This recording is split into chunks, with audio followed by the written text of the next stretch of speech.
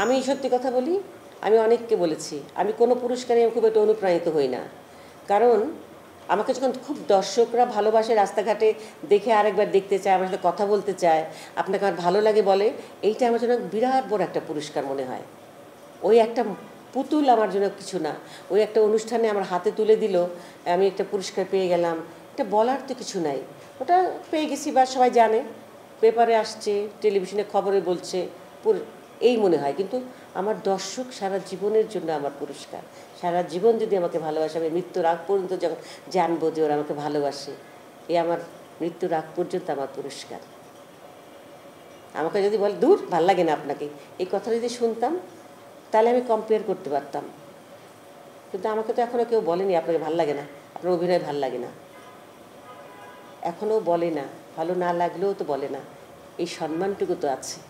প্রথম জাতীয় পুরস্কার প্রাপ্ত আমার জন্য ছবি একটা, তবে এটা তো শুধু বিটিভি ছিল না, বিটিভি এবং ডিএফপি মিলিত একটা ছবি ছিল, এবং ওই ছবিতে অভিনয় করতে পেরে আমি অবশ্যই নিজেকে ধন্য মনে করি, 100% সত্যি কথা। এবং মানুষের মানে ছবিটা ভালো হয়েছে, আমার অভিনয়টা বড় কথা না, আমার যে টোটাল ছবিটা ভালো, টোটাল ছবিটা অনেক গ্রহণযোগ্য ছিল। এবং মোস্তাফিজ ভাই অনেক ভালো ডিরেকশন দিয়েছেন, এবং স্ক্রিপ্ট অনুযায়ী মানে হুমায়ুন সাহেবের স্ক্রিপ্ট তো তুলনাহীন, অদ্ভুত একটা গল্প, সত্যি একটা সুন্দর ছবি। মাঝে মাঝে ভাবি যে আমি তো মরে যাব, কিন্তু আমি যে জীবন দেখে, আমি যে যা যা দেখে গেলাম জীবনে, যা যা হলো, সমাজ দেখলাম, মানুষকে দেখলাম। আমাকে অনেকে বলে তুমি এত ডিস্ট্রিক্টের ভাষা কী করে শেখো। আমি শিখি এই কারণে যে আমি যখন যার সাথে কথা বলি, কে কোন স্টাইলে কথা বলে, তার ভাষাটা শেখার চেষ্টা করি, তার অ্যাক্টিভিটিসগুলো চেষ্টা করি, তার এক্সপ্রেশনগুলো চেষ্টা করি শেখার। যার কারণে আমি ওই ক্যারেক্টারগুলো যখন করি, যখন বুয়া করলাম, তখন তুমি তো এত প্রপারলি বুয়া কী করে করলা। আমার কিন্তু ডিরেক্টর বলে দেয় নেই যে তুমি পান খাও, পান খেতে খেতে এখানে পান একটু লেগে থাকবে, এটা তো আমি নিজে লাগাইনি সে শটের মধ্যে। অবাক হয়ে যেত, এটা মুছো, এটা চুন লাগছে। আমি তো নিজের থেকে দিছি এটা। সবসময় পান খাই কথা বলে চুন একটু লেগে যাবে এখানে। তারপর পিক পরবে, এটা মোছার জন্য এখানে একটা কাপড় ন্যাকড়া নিতাম, সেটা নিয়ে আমি কোমর থেকে বাইরে করে নিয়ে আমি ন্যাকড়াতে মুছতাম ওটা। হ্যাঁ, এগুলো আমি নিজে তৈরি করে নিতাম। আজও আমি যখন কোনো ক্যারেক্টার করি, তখন আমি নিজেকে নিজে তৈরি করে নিতে হয়।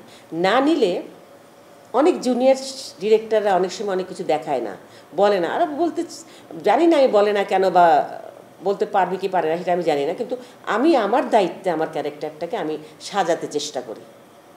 আর যদি আপনি বলেন, যেমন রাজ্জাক ভাই যদি বলে তুমি এইভাবে করবা, ওখানে তো আমি কিছু বলবো না। আমি এইসব দিন রাত্রি করার সময় মোস্তাফিজ ভাই উপর থেকে সবসময় বলতো, ডলি এই দৃশ্যটা এখন করার সময় বলো তো কী করা যায় এখানে।